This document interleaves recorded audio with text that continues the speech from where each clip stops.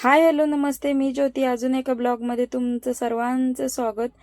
तर ही 2 दिवसाचा ब्लॉग पण म्हणता येणार नाही बरं का ताईंनो, कारण की ही क्लिप होती ती माझी मोबाईलची, म्हणजे गॅलरीत तशीच होती. मग म्हणलं चला ह्या व्हिडिओला लावून द्यावं. हे व्हिडिओ तर आत्ताचा म्हणजे 2 दिवसापूर्वीचा आहे. आणि ही पिझ्झाची मी जे बनवलं होतं ती आपलं ग्रोसरी आणली होती तेव्हा मी आणले होते, आणि मग तेव्हाच मी लगे दुसऱ्या दिवशी बनवले होते.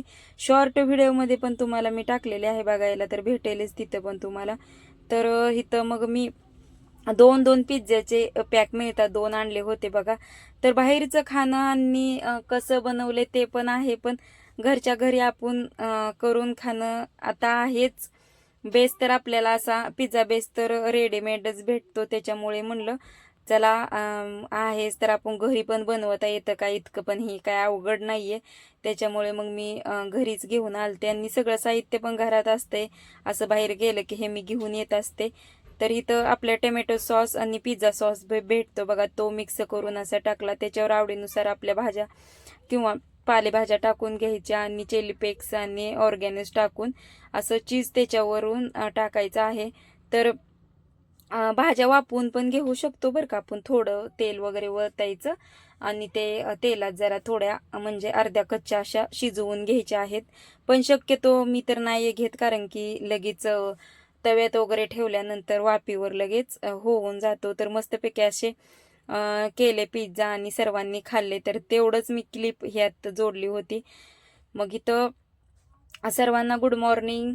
नवीन म्हणजे दिवसाचं आणि दिवसभराच्या रुटीनचं तुमचं त्यात स्वागत आहे.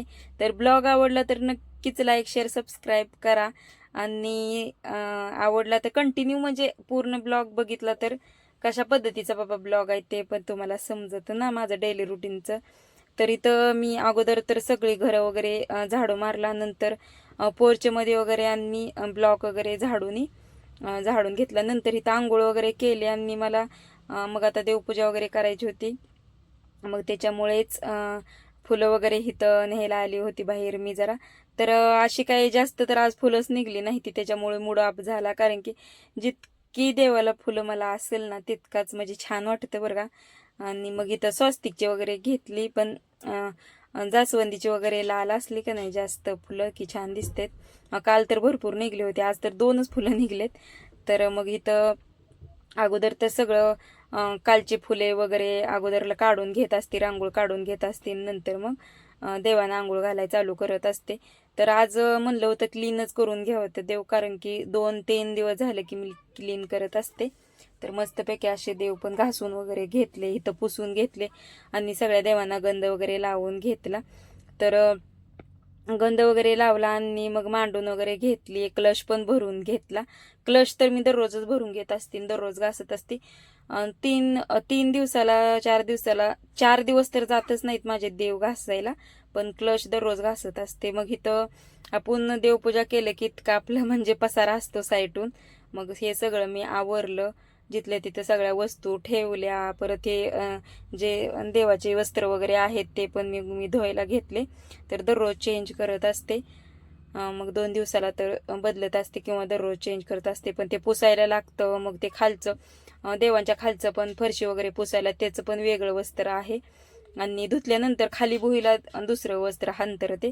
तर मग इथं आता म्हणजे देवपूजा वगैरे तर झाली होती सगळी माझी. मग इथं दारात वगैरे रांगोळ काढायची राहिली होती. मग उंबऱ्यात रांगोळ काढली, बाहेर ब्लॉकवर पण काढून घेतली. तुळशीला पाणी घातलं, आणि मग हे माझ्या लक्षात आलं की मी काल आईकडे गेले होते. मग तिथून मी चाप्याच्या झाडाचा असं फंटा आणला होता. मग विराटचं माझं इथं बोलणं चालू होतं की आत्ता लावून घ्यायचं का. विराट म्हणत होता चल लावून घेऊ. मुलं पण घरीच होती बरं का. पण घरी असलं की पण असं काय कामच आज नाहीये, थोडं काम आहे असं काय नसतंय. मुलं स्कूलमध्ये गेले की तितकं कमी असतंय, पण मुलं घरी असलं की भरपूर काम असतंय. मग इथं मला रोमा वगैरे आवरून घ्यायच्या होत्या. मग बाकीचे तर देवपूजा वगैरे झाल्यानंतर मी रोमांमध्ये येत असते. मग इथं जी कपडे आहेत घड्या घालायची, जी धुईला काढायची आहे ती धुवायला मशीनला लावायला घेत असते. मग इथं विडसेट वगैरे हातरून घेतलं, झाडून वगैरे सगळं. ह्या टायमाला मग मी परत अजून एकदा झाडू मारत असते सगळ्या रूमांमध्ये. पण इथं मुलांना आंघोळ वगैरे घातली होती, आणि तो विराट इतका लाजत होता, मग मी अगोदर कॅमेरा बंद कर मग मी येतो. तर मग विराटला कपडे घातली, विराटला गंध पावडर वगैरे सगळं केलं. आणि मग सार्थक पण आला पटकन आंघोळ करून. तर सार्थकला स्वतः आंघोळ खूप करू वाटती, माझी मी करतो माझी मी करतो असं असतंय त्याचं. पण कसं असते, मुलांना पण एवढे आंघोळ वगैरे नाही करता येत म्हणून मी घालत असते. तर मग इथं त्यांना तेल पावडर सगळं केलं. हे तर व्यवस्थित करू पण देत नाही, लावू नको ही करू नको असंच करतो. मग आज सगळेच टॉवेल वगैरे, मुलांचे टॉवेल, माझे टॉवेल, ह्यांचे टॉवेल, असे सगळे टॉवेल मी काढले होते. परत मिस्टरांचे पण कपडे होती धुवायला, मुलांची स्पोर्टची कालची ड्रेस झाले कारण की कपडे भरपूर होती. तर मग असं रविवार असलं की जास्त एक्स्ट्रा कपडे निघतात बरं का. कारण की टॉवेल आज तर बेडशीट काढलं नव्हतं, म्हणलं होतं काल 2 दिवस झालं तर बदलले. इथं मशीनचं क्लीन करायचं ते ड्रम आणलं होतं त्याची. तर तेच मला मशीनचं ड्रम पण क्लीन करायचं आहे. पण म्हणलं आता जाऊ दे मशीन, आज कपडे भरपूर आहेत तर उद्या परवा लावूया म्हणून, त्याच्यामुळे मग मी इथं मशीन 2 दिवसांनीच आता क्लीन करणार आहे. तर मग आता इथं मला बनवायच्या होत्या भाज्या वगैरे, चपात्या वगैरे झाल्या होत्या. तर मग इथं भाज्या वगैरे बनवून घेणार होती. नाश्त्याला तर मुलांना पोहे बनवणार होती बरं का. पण मी म्हणलं आपण तर जरा मोड आलेली उसळ वगैरे कोण खात नाही, जे खातात मग आता हे तर सगळे नाश्ताच करतील, सासूबाई मिस्टर आणि मुलं. तर आपल्याला म्हणलं हे थोडंफार उसळ वगैरे करावी, त्याच्यामुळे मग मी बाजूला काढून ठेवली होती. मग पोहे वगैरे भिजवून घेतले, म्हणलं मग वांग्याची वगैरे भाजी बनवून घ्यावी. हे तर मुलांना मी कांदे तिथून आणाय बाहेरून सांगितलं, तर दोघांचं कॉम्पिटिशन कोण अगोदर जाते म्हणून ते पळत होते. तर इथं कांदा वगैरे चिरून वेव घेतला आणि जाऊन मग शेतातून मला कोथिंबीर वगैरे तिथून आणायची होती जाऊन बाहेरून, कढीपत्ता कोथिंबीर. तर मग रानात जाणार होती खाली. मग इथं म्हणलं अगोदर वांगी वगैरे चिरून घ्यावी. तर जाऊन पटकन कोथिंबीर घेऊन आली, ताजी ताजी अशी शेतातून घरात कोथिंबीर आली का खूप छान वाटतं. मग ते फ्रीजमध्ये ठेवलं की असं एवढं हे होत नाही ना, असं हिरवीगार राहत नाहीये. मग इथं मिरच्या वगैरे टाकली, कांदा कोथिंबीर नाही सॉरी कढीपत्ता वगैरे टाकला. आणि मी शक्यतो असं साईडला भाजून शेंगदाणे घेत नाहीत बरं का, कारण की कांद्याबरोबर तर शेंगदाणे भाजले जातात ना, त्याच्यामुळे आणि भाजलेले असेल तर मग ते टाकत असते, पण होऊन जातं ह्याच्यात. तर हळद वगैरे टाकून घेतली. अशी पोह्यांच्या वरूनच कधी पण कोथिंबीर टाकायची बरं का. तेलात टाकली का नाही ते वेगळंच होतं, असं हिरवीगार राहतच नाही, म्हणून मी कधी पण पोह्यांवरूनच टाकत असते अशी मस्तपैकी कोथिंबीर. तर कसे वाटले पोहे तेही नक्कीच सांगा. तर तुम्हाला खरंच ब्लॉग आवडत असेल तर नक्कीच खरंच कमेंट एकतर करत जावा छान आहे म्हणून. पण आवडला तर बरं का ताईंनो. इथं मग मीठ वगैरे टाकून घेतलं. तर मुलांचं गडबड चालू होती की मम्मी आवल आवल दे आम्हाला पोहे, कारण की ते सकाळच्याला चहा वगैरे घरी, आता मी पोहे बनवणार होती म्हणल्यावर त्यांनी काय चहा वगैरे पेली नाहीत बरं का. चहा बिस्किट पाव काय तर खातात, पण त्यांनी काहीच खाल्लं नाही. मग सगळ्यांना पोहे वगैरे दिलं आणि मग मी नंतर पटकन अशी उसळ करून घेतली. फक्त मी कांदा आणि कढीपत्ताच आणि मीठ टाकणार होते आणि मस्तपैकी छान लागते बरं का. साधी सिंपल केलेल्या गोष्टी पण खरंच छान लागतात. त्याच्यामुळे जास्त उगं त्याला राबत आणि उसळ अशी तेलातून परतून आणि मीठ जर टाकलं तर खूप छान लागते.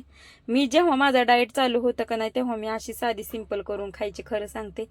आणि मग कांदा टोमॅटो टाकल्यावर पण छान लागते, पण नुसतं मीठ जर टाकून वाफून आपण घेतली तर खरंच खूप छान लागते थोड्याच तेलात बरं का. मग इथं पटकनी मला सुक्कीच अशी वांग्याची भाजी बनवायची होती बरं का. पण मग ते वांग तर शिजायला आपल्याला थोडंफार पाणी वतावं लागणार ना, त्याच्यामुळे मग वांग असं मस्तपैकी शिजवून घेतलं. मग पलीकडल्या गॅसवर वांग्याची भाजी ठेवली आणि इकडं मग थोडी रस्सा भाजी करायची होती, तीच मग करून घेतली. तर इकडं नंतर मी जरा ग्रीन टी घेतली बरं का. तर मग दुपारचं जेवण तर उशिराच झालं. तर असं माझं दुपारचं जेवण होतं. नंतर कपडे वगैरे मशीन लावलेल्या 2 होत्या, तेच कपडे इतका ढिगारा पडला होता, त्या जिथल्या तिथे घड्या वगैरे घालून ठेवायच्या होत्या, ते करून घेतलं आणि नंतर थोडाफार आराम केला.